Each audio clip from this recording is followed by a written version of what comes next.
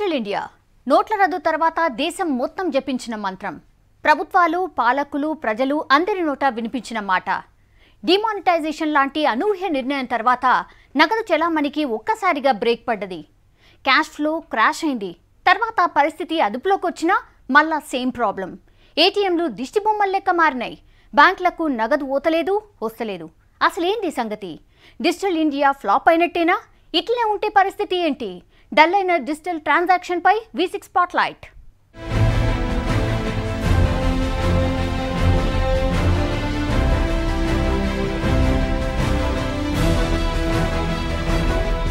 Bhim app తీసుకొచ్చిరి. UPI unified payment interface అండ్రి. ప్రతి బ్యాంక్ తమ బ్యాంకింగ్ యాప్ను విడుదల చేసినాయి. మళ్ళా డిజిటల్ ట్రాన్సాక్షన్స్, అదే నగదు లావాదేవీలన్నీ ఆన్లైన్నే జరగాలి కదా. మళ్ళెందుకు తగ్గినాయి? జనం మళ్ళా నగదు లావాదేవీలకు అలవాటు పడ్డరా? అసలు ఏం జరుగుతోంది?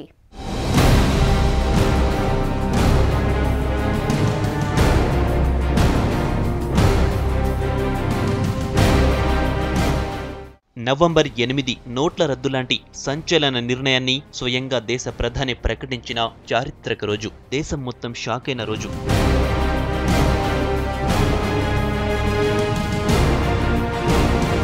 నోట్ల రద్దు తర్వాత దగ్గర ఓ 3 నెలలు క్యాష్ ఫ్లో లేక అల్లాడిపోయారు జనం. ఎక్కే గడప దిగే గడప అన్నట్టు బ్యాంకుల చుట్టూ తిరిగారు జనం. డిసెంబర్ 30 తర్వాత పాత పెద్ద నోట్లేవి ఉండొద్దన్న ప్రధాని మాటతో ఉన్న నగదంతా బ్యాంకులలో జమ చేశారు.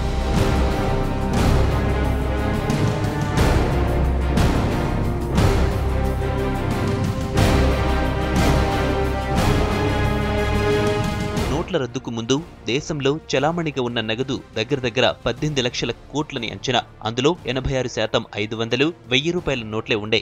అవన్నీ బ్యాంకులలోకొచ్చినాయి. డిసెంబర్ 30 తర్వాత రాత్రి పగలు ముద్రిస్తే ఇప్పటిదాకా 15 లక్షల కోట్ల దాకా మళ్లీ మార్కెట్లకొచ్చింది.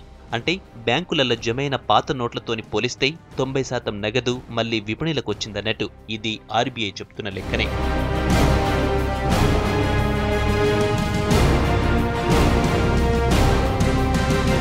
పెద్ద నోట్ల రద్దు తర్వాత చిల్లర కోసం జనం ఎంత తిప్పలు పడ్డారో చూసినాం కదా. ఒకానొక సందర్భంలో పెద్ద నోట్లు చేతిలో ఉన్నా చిల్లర దొరక్క ఎన్నో అవస్థలు పడాల్సి వచ్చింది. అప్పటికి ఇప్పటికీ పెద్దగా మార్పు కనిపిస్తలేదు. ఎందుకంటే ఏటీఎంలలో డబ్బులు లేవు, బ్యాంకులేమో పైసలిస్తలేవు. యాడ చూసినా నో క్యాష్ బోర్డులే కనిపిస్తున్నాయి.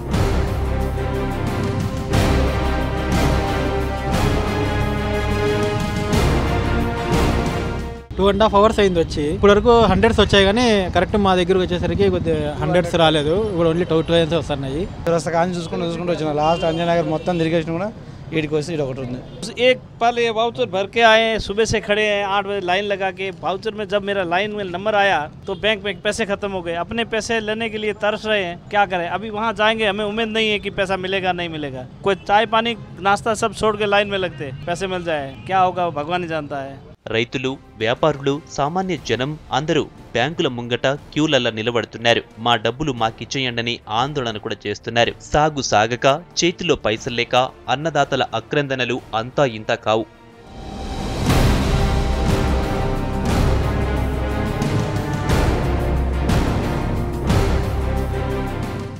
5,000 10,000 ఇస్తే మాకు రాకడ పోకడికే సరిపోతలేవు. చమ్ముకుంటూ పోవాలంటే అటు తిరుగుతుంది, మళ్ళీ ఆడికి చల్లూరు కత్తుంది. ఎటువైనా పైసలేనా? ఇక్కడ ఇటర పాము కొనుక్కోవాలంటే 2 రూపాయలు కొనుకొచ్చుకుంటున్నామయ్యా. కొనుకొచ్చుకున్నా కానీ లైన్ కడితే మాకు దొరుకుతలేవు. బ్యాంకులో ఇటర పాములు కూడా ఇస్తలేరు. ఇవి ఇచ్చుకుంటా వాళ్ళకి అయిపోయినాయి బిల్లు అంటారు. ఇట్లా కూడా మర్చిపోతాను. ఏం చేయాలి? మాకు ఇచ్చేదాన్ని చూస్తే కష్టం ఉన్నది సార్. లైన్లో నిలబడి అయినా కానీ ₹1,00,000 కాడ 20,000 చూస్తే ఇస్తలేరు సరిగా. లేవంటాను బ్యాంకులో డబ్బులు లేవని నిలబడతాను. ఇప్పుడు నేను 2 లక్షలు ఇప్పుడు 15 రోజులు అయినది కాబట్టి తిరుగుతా అంటే చాపకు 10,000 20,000. నాకు చదువు రాదు. ఏటీఎం కార్డు తెచ్చుకోమంటే ఏమేమి తెచ్చి ఏటీఎంలో ఎట్లా కొడతాం, ఏం గీకుతాం. ఏంది 5,000 ఇస్తుండ్రు.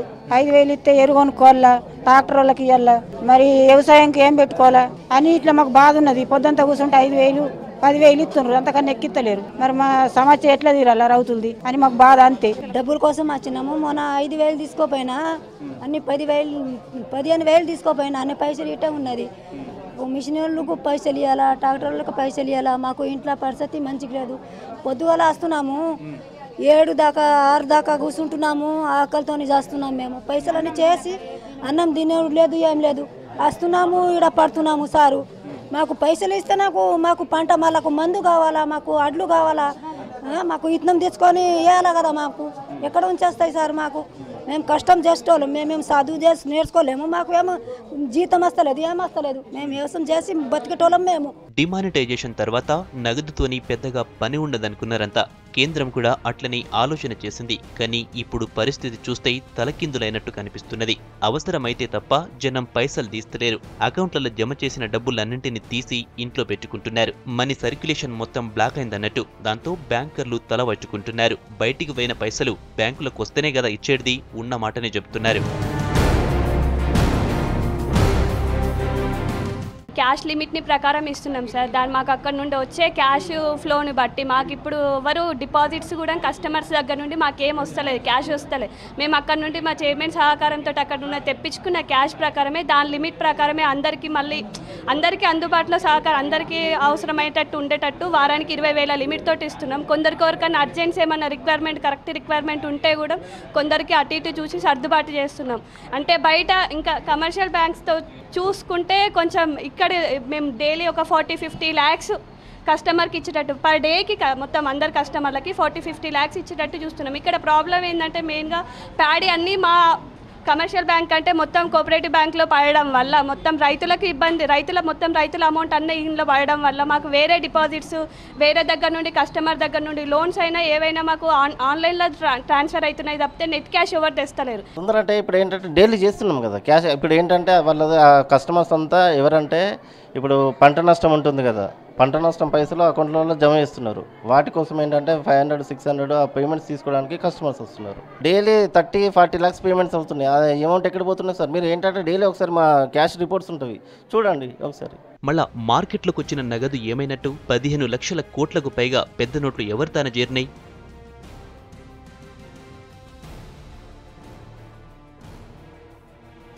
నిజానికి నోట్ల రద్దు తర్వాత బలవంతంగానైనా సరే డిజిటల్ లావాదేవీలకు అలవాటు పడ్డారు జనం. ప్రభుత్వం కూడా నగదు కొరతకు డిజిటల్ లావాదేవీలు పరిష్కారం చూపెడతాయని ఆశించింది. కానీ పరిస్థితి మారిపోయిందన్నట్టు. సర్క్యులేషన్లలోకి వచ్చిన పెద్ద నోట్లన్నీ మళ్లీ జనం చేతులకు పోయినాయి. బ్యాంకులకు వస్తలేవు. మళ్ళా బ్యాంకులు ఎట్లా నడవాలి? ఖాతాదారులకు ఎట్లా సాటిస్ఫై చేయాలి?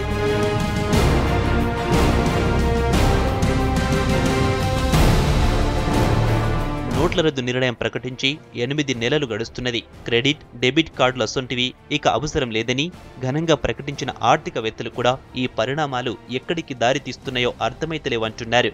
అంత క్రైసిస్ వచ్చిపడ్డదన్నట్టు.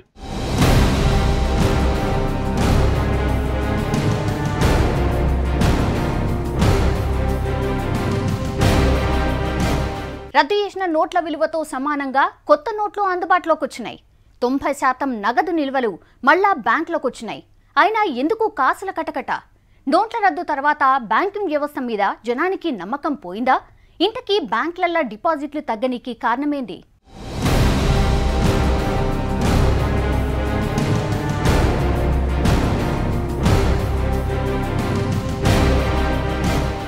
ప్రపంచం మొత్తం అడ్వాన్స్డ్ టెక్నాలజీని అందిపుచ్చుకుంటున్నది. ఐటీతోని అద్భుతాలు, స్మార్ట్ ఫోన్తోని వ్యవహారాలు సక్కదిద్దుకుంటున్నారు జనాలు. ఒక్క ముక్కల చెప్పాలంటే ప్రపంచం స్మార్ట్ గా మారిందన్నట్లు. మన దేశం అందుకు మినహాయింపేం కాదు. స్మార్ట్ రెవల్యూషన్ తర్వాత డిజిటల్ ట్రాన్సాక్షన్స్ వైపు ఎన్నో దేశాలు అడుగులేస్తున్నాయి, కొన్ని అమలు చేస్తున్నాయి. కానీ మన దేశం అట్లా కాదు. అనాదిగా మనీ సర్క్యులేషన్ తోని నడిచే ఆర్థిక వ్యవస్థ మనది. అందుకే నోట్ల రద్దు నిర్ణయం దేశానికి హార్ట్ అటాక్ వచ్చేటట్లు చేస్తుందన్నట్లు.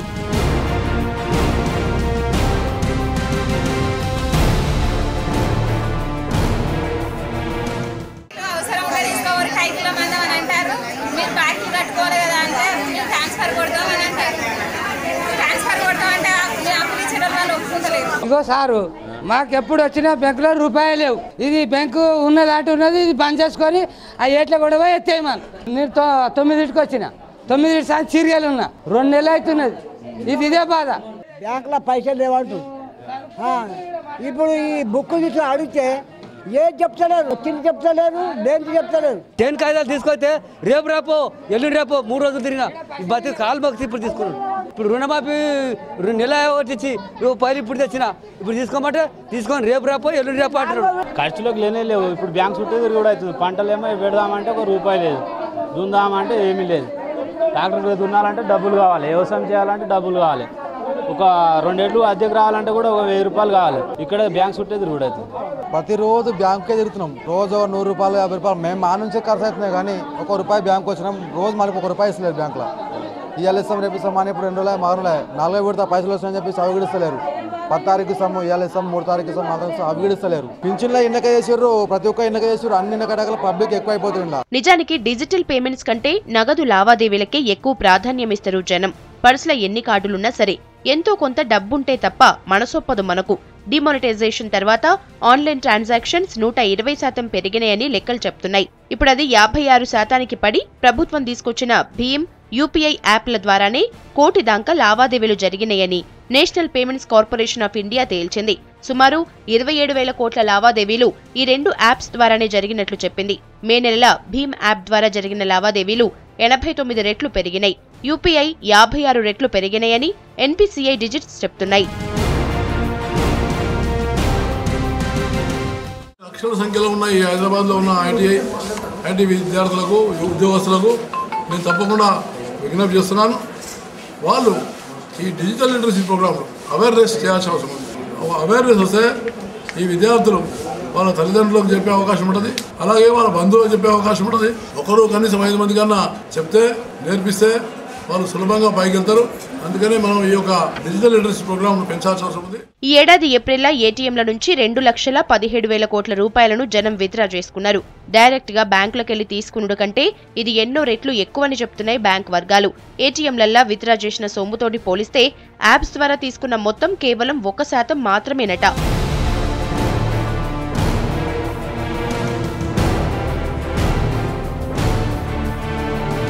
దేశంలో 100 కోట్ల మందికి పైగా మొబైల్ యూజర్లున్నారు. 40 కోట్ల మంది దాకా స్మార్ట్ ఫోన్ యూజర్స్ ఉన్నారు. అంటే వాళ్లంతా మొబైల్ ట్రాన్సాక్షన్స్ చేస్తున్నారనే అర్థం. కానీ భీమ్ యాప్ ను డౌన్లోడ్ చేసుకున్న యూజర్స్ ఎందరో తెలుసా? కేవలం 1.5 కోటి మంది మాత్రమే. రోజు ఏదో రూపంలో భీమ్, యూపీఐ యాప్స్ వేసుకున్నోళ్లు కూడా రోజు వాడేది కేవలం 1% మందేనంట. 100 కోట్ల మందికి పైగా జనాభా ఉన్న దేశంలా ఈ లెక్కలు సముద్రంలో నీటి బొట్టంతా అన్నది నిపుణుల విశ్లేషణ.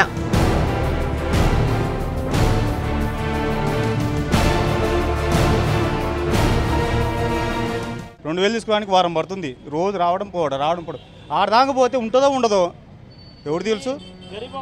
ఇప్పుడు ఎవడన్నా డబ్బు ఉన్నాడు, ఎవడో 1 లక్ష రూపాయలు డబ్బులు నిలబడినాడు ఎవడన్నా? అంత పేద ప్రజలు తప్పక ఎందుకన్నా ఇదంతా. అకౌంట్లో డబ్బులు ఉండి కూడా తీసుకోవడానికి చాలా ఇబ్బంది అయిపోతుంది. 3 అవర్స్ ఇక్కడ అయిపోయింది, సక్సెస్ఫుల్గా 3 అవర్స్ కంప్లీట్ అయింది. ఇంకెంత టైం పడుతుందో తెలియదు. డైలీ వచ్చి క్యూలో ఉండి నిల్చొని చాలా ఇబ్బందిగా ఉంది. తీసుకుంది మంచి డిసిజన్ అయినా దాన్ని ఫాలోఅప్ చేయాలి కదా. కొత్త నోట్స్ అయినా కొంచెం తొందరగా వచ్చి ఫాలోఅప్ చేస్తే మా ప్రాబ్లమ్స్ అన్నీ క్లియర్ అవుతాయి. అవసరం కదా మనీ.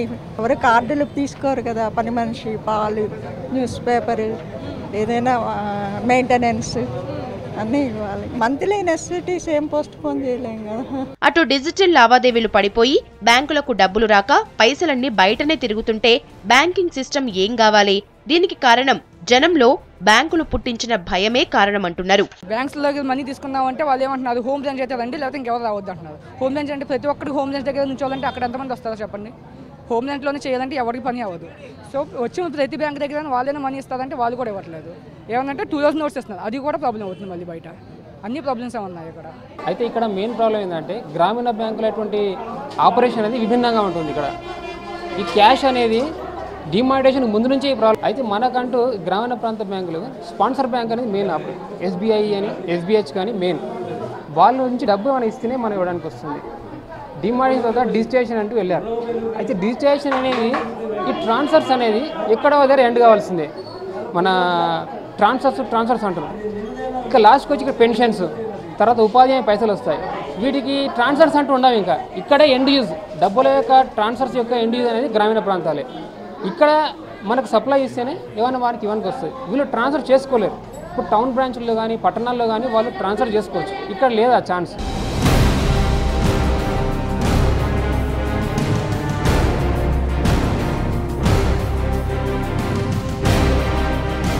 నోట్ల రద్దు సంప్రదాయ చెల్లింపు విధానాలకు చెక్ పెట్టింది. చెక్కులు, డీడీలకు కాలం చెల్లింది. గతంతోని పోలిస్తే బ్యాంకింగ్ సిస్టమ్ చాలానే మారింది. అయితే అన్ని జనాన్ని వేపుకు తినే రూల్సే. అందుకే బ్యాంకింగ్ వ్యవస్థ అంటేనే ఆమడ దూరం జరుగుతున్నారు జనం.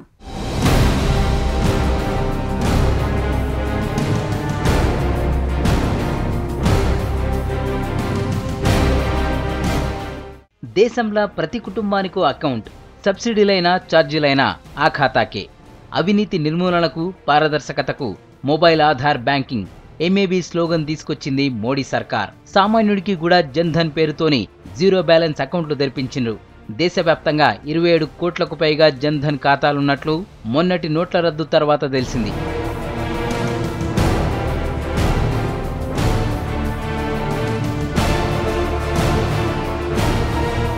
అంత బానే ఉంది, ఖాతాలనైతే తెరిపించిండ్రు గాని ఖాతాదారుల్ని బ్యాంకుల దాకా ఎందుకు తీసుకురాలేకపోతున్నారు?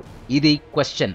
నోట్ల రద్దు తర్వాత బ్యాంకుల విశ్వరూపం ఎట్లుంటదో, ఛార్జీల మూత ఏ రేంజ్లో ఉంటుందో డిజిటల్లా చూపెట్టినాయి. ఖాతాల నిర్వహణకు ఛార్జీలు, ఏటీఎం సేవలకు ఛార్జీలు, చెక్బుక్ ఇష్యూ చేస్తే ఛార్జీలు, డీడీలు తీస్తే ఛార్జీలు, డిపాజిట్ చేసినా విత్డ్రా చేసినా అన్నింటి మీద ఓ రేటు ఫిక్స్ చేసి దొబ్బుతున్నాయి. ఇట్లా ప్రతి సేవకో రేటు ఫిక్స్ చేసి సంపుక తింటున్నాయి.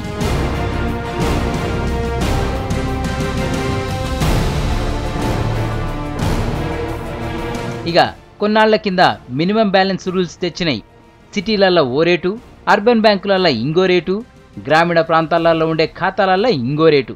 మొత్తం మీద ఒక్కో ప్రాంతంలో ఒక్కో బ్యాంకుకు ఒక్కో మినిమం బ్యాలెన్స్ రూల్స్ తీసుకొచ్చింది. సిటీలైతే 5,000 పెట్టాలని రూల్స్ పెట్టినాయి. అట్లుంచితే బ్యాంకులిచ్చే వడ్డీ ఎంత తెలుసా? 4%. అంటే 5,000 మీద నెలకు 20 రూపాయల వడ్డొస్తుంది.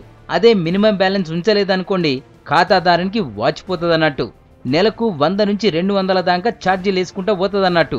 అకౌంట్ క్లోజ్ చేయాలన్నా సరే బ్యాంకుకు 1000 రూపాయలు సమర్పించుకోవాలన్నట్టు. ఇసొంటి తొక్కల రూల్స్ అన్ని పెట్టినాక ఇంకా బ్యాంకుల దిక్కు ఎవడు చూస్తాడు? గిదే సమస్యగా మారిందన్నట్టు.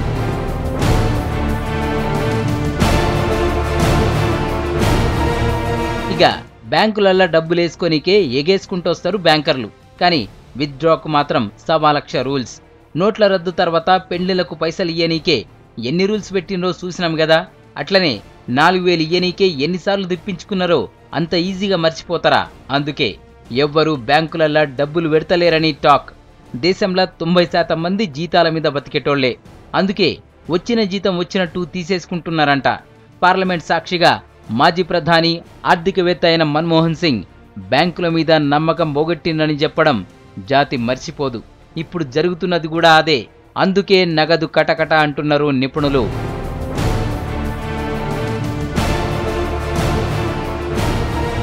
ఇక మామూలు రైతుకు రుణాలిచ్చుట్లా, కార్పొరేట్లకు రుణాలిచ్చుట్లా బ్యాంకుల తీరెట్లుందో తెలిసిందే కదా.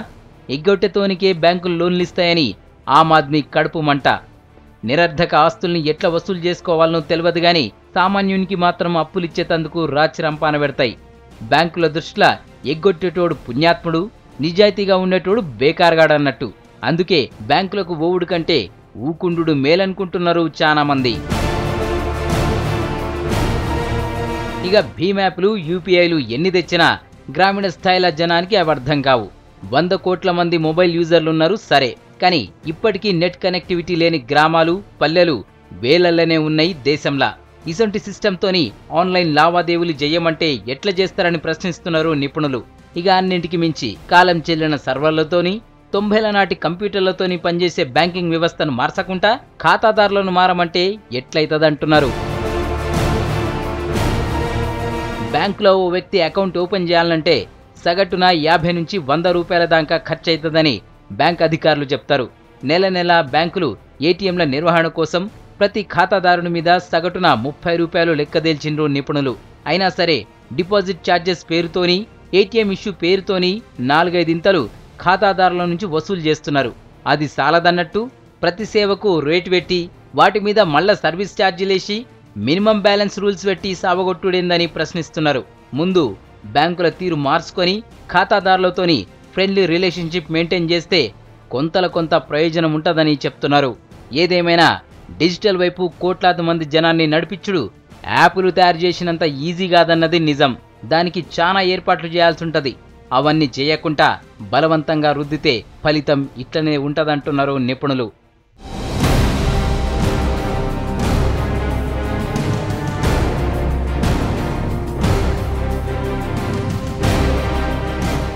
ఫ్రీగా సర్వీస్ చేసినందుకు బ్యాంకులేమన్నా సత్రాలు నడుపుతున్నాయా అంటాడు పేరు మోసిన బ్యాంకర్. కరెక్టే, మళ్ళా ఇష్టం వచ్చినట్టు బాదుతుంటే సమర్పించుకోనికి సామాన్యుడు ఏమన్నా పిచ్చోడా? అందుకే ఉన్న డబ్బునంతా ఊడ్చేసి బ్యాంకులకు సుక్కలు చూపిస్తున్నాడు. వ్యవస్థ ఏదైనా సరే సర్క్యులేషన్, రొటేషన్ ముఖ్యం. బ్యాంకింగ్ సిస్టమ్ దానికేం అతీతం కాదు. ఈ సూత్రం బ్యాంకులు గ్రహిస్తే మంచిదంటున్నారు నిపుణులు. ఇది V6 స్పాట్లైట్.